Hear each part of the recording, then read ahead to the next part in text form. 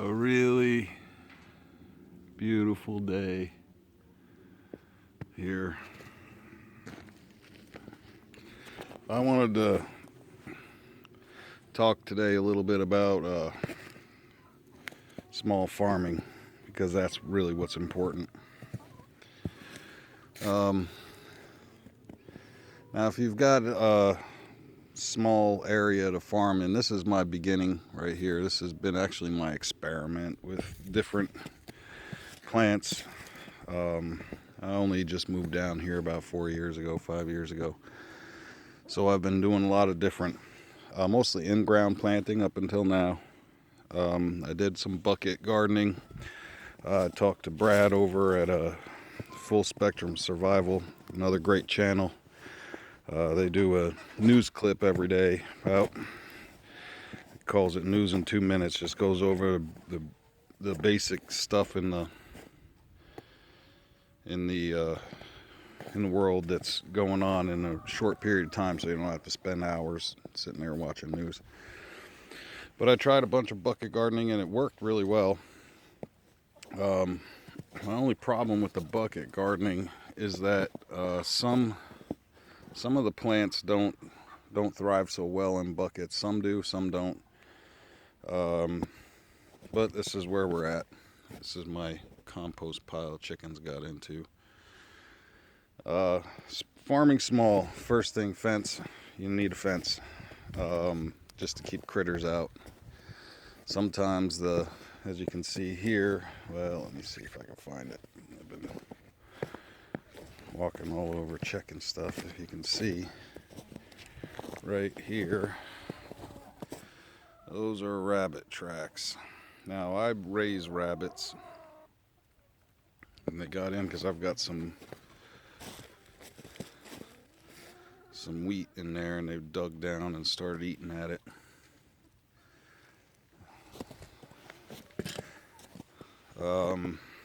Keep the critters out, big thing. Dogs too. My dogs get in and start tearing up. That's another dog problem. They get into my compost. They want to tear it all up and eat whatever they can out of it. Snow. Those of you who live in areas that get snow a lot, leave it. Don't try to remove it. I had a friend of mine that was taking the snow out of his garden. I said, "Are you nuts?" It's a great insulator for the ground. Also, the snow keeps the permafrost to a minimum, as well as adding nutrients to the soil that you don't get from rain. So snow is not a bad thing. You got to leave it. You just got to kind of work around it, maintain it, keep everything going and moving. During the winter time is just as important as keeping things going and moving during the spring and summer and fall. What I've been doing is starting these hugelkulturs. This is one I just started. I've been trying to do the raised bed gardening because here in Arkansas the soil's awful. It's all rock and clay, so you don't get much out of it. My rabbits provide a lot of my dirt. I am going to be getting bales of hay, not hay but straw, and I'm going to be covering the hugelkulturs with straw before I cover them with poop. And then as these logs break down, they just become the richest dirt ever, and it doesn't take much. Maybe a couple of years to really get a good dirt mound out of it. Chickens, their poop does quite a bit. By adding nitrogen in, we can't do a whole lot of chicken poop because it's so high in nitrogen. It's very acidic, and it will only certain plants can manage it. So if you want to do chicken poop, spread it out thin. You want to put it in there because you need that extra nitrogen, and a lot of times these logs take nitrogen to break down, so they do steal nitrogen from the soil. So putting some chicken poop in there, even before you put the hay in, helps with the breakdown of the wood. Now, right in this area right here, I planted some purple passion flower, which have been, they're crazy. They come up all over the place. They provide an out for ants. They keep ants at bay. And how do they do that? They produce a sugary substance underneath the leaves that the ants go to in order to keep them off the flowers, so that the fruits don't get eaten by the ants. But in doing that, they attract the ants away from other plants. I also grow an herb called the electric daisy, or the yellow toothache plant, which has numbing properties. With that, wherever I plant that plant seems to keep certain bugs right away. So I'm going to be planting it throughout my tomatoes and other plants. They thrive in hot, wet weather, which we get during the summer and spring here. Marigolds, I do a lot of marigolds. They're a natural, and this is one of my marigold beds right here, but they're a natural insect repellent. They keep certain insects away. Now I know I've got some wasps around. I've identified a few of their nests. Now we're going to be working towards that, building up the wasp population, because they kill the worms, soft things. Certain wasps kill certain worms, and other wasps kill other worms. So I'm going to not be chasing them off. The main thing is just to get your whatever you're going to be doing. If you're going to be planting in the ground, start tilling your ground early spring, allowing everything to be nice and ready. Get your plants started indoors if you're going to do that, or sow outdoors if you're going to do that. Nice early spring, with the cabbages, kales, and spinach and lettuce and stuff like that. You probably want to get them started before the last frost. Let that last frost hit them, because that just does something and keeps them going. This was my kale and my thyme right here. I don't have a really big area I've been working with, as far as my garden goes, but I'm going to be expanding it out this year. I got the rabbits out mowing down a little area out here, and I'm probably going to be expanding my garden out maybe about another 100 or 200 feet over to where the dog is right there, which means clearing all this junk out of here, and trees and all of these things right here. These sumacs they're easy to pull out. They have a shallow root system, but the problem is if you leave a root in there, they will continue to grow. They spread by roots on a rhizome. The oaks are a little harder. I'll get them out soon enough. Just cut them down and then throw some Epsom salts on it and let it eat away at the trunk. It turns it into nothing. I've got lots of blackberries here. I do also have quite a bit of sassafras, and I'm going to salvage those trees because they've been growing out here pretty well. I've got a little sassafras forest out behind me. I've been weeding out the oaks and leaving the pines and the sassafras, and they've been doing really well. But I'm going to try and keep all my sassafras growing. I harvest the roots of the small plants as they grow out from the main, because they also, I guess it's sort of a rhizome grow. Their roots spread out and they pop up. Try to do as much natural insect mitigation as you can in your area. Find out what works for you. And I've said it over and over and over again. It's a lot of it is trial and error. Where if SHTF, what are you going to do? You don't have a lot of time for trial and error. you know, you're going to have to figure out how you're going to feed your family. Doing this gives you a whole lot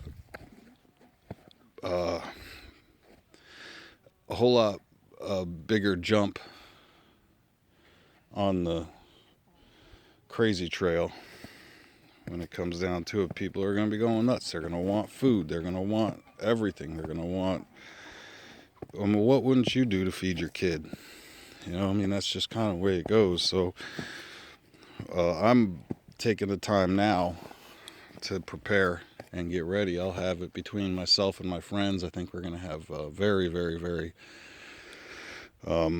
lucrative system, not monetarily, but lucrative in the way of being able to have everything we need. You know, it doesn't cost a whole lot of money either. That's the other thing, is the fence is a little expensive now. It's gone up. The water totes are a little expensive, but you can still pick the water totes up for, you know, $50 used, food grade. That's what you want. You can get the single barrels, the 55 gallon barrel drums. Do those too. See, the snow here has covered my oregano plant. As you can probably see, we got some green popping out there, and that's only because that snow insulates the plant so it doesn't freeze too hard when it gets really cold and there's snow on the ground.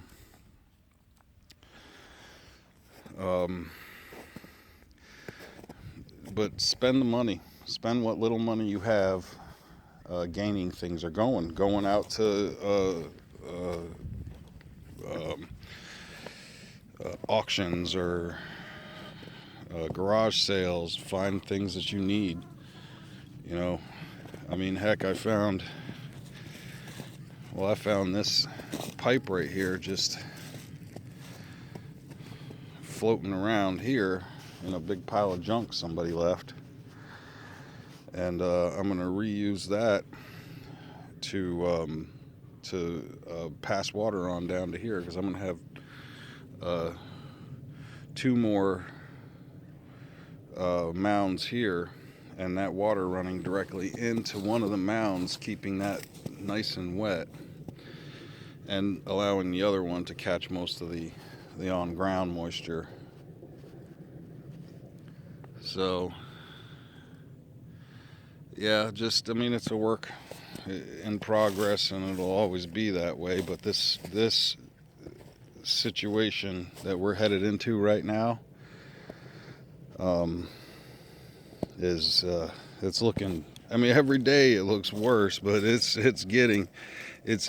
It's been inching for years and years and years. I've been watching this happen for, gosh, 20 years now. I've been watching this all happen, and the breakdown of our government. Well, you think about it. Look at what's going on in Mexico. We were recently issued a travel warning to Mexico, but why? Mexico's not having the problems we're having. They're creating exit checkpoints, not entrance checkpoints. I mean, this whole wall thing is not to keep them out, it's to keep us in. This is our life now. We're here. There's not going to be very many they're going to let out anymore. And who knows what's going to happen. Nobody really knows what's going to happen. But anyways, the last time I talked to you, it was sunny, oh gosh, almost 60 degrees, 50 something degrees, and whatever it was. Now, since my last video, it dropped. The temperatures went down the next day to 10 degrees, and then it went all the way down to -5 degrees. That was the most I saw on the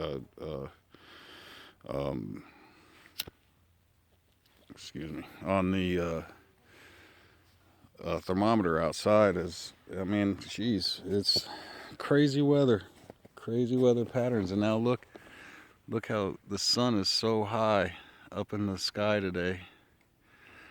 It's a lot higher than it's been. Usually it's down. It runs pretty down here from here to here, about like that. Settles over there, but now it's way up here. When it came from over here and it's headed up, and now it's going to head down. So it's on a steeper climb than it usually is. Everything's getting weird and crazy. China is preparing for war with the United States because of our meeting in Canada with all the countries about North Korea and excluding Russia and China. So they're prepping all their people and their armies, their multi-million man army, to get ready for war. So war tensions are high. The bond market's selling off like crazy. Dollar is down. I mean, it sounds like the same crazy crap you hear all the time, except for that it hasn't stopped. It just hasn't stopped. It's been very steady in the bond market now for the past, 6, 7, 8 months. It's been just steadily losing traction. And now that it's losing traction, you can see the Fed stepping in and buying up all these bonds. What are they going to do? What are they going to do? They're going to continue to buy bonds. They're going to continue to just create more and more problems for us, and they're raising interest rates, which is of course what they need to do. While they buy back bonds, they should just leave the bond market alone. Let it be what it is. Let things happen. Go farm small, everybody. Think about it. Even if you just got a little garden going in your back, get yourself used to being in that situation, growing things, different things, try different things out. Who knows how long we have, who knows if it'll crash tomorrow or next year or whatever. Just start treating your days with the respect that they need. It is that time for everybody to be very serious about having some sort of plan. And having said that, I hope everybody has an awesome day and enjoys this beautiful weather we're going to have here today. It's supposed to get up to about 50 degrees again today. Got down to 10 degrees yesterday, -5 the day before. So crazy weather, crazy times. Shit's getting real. Out.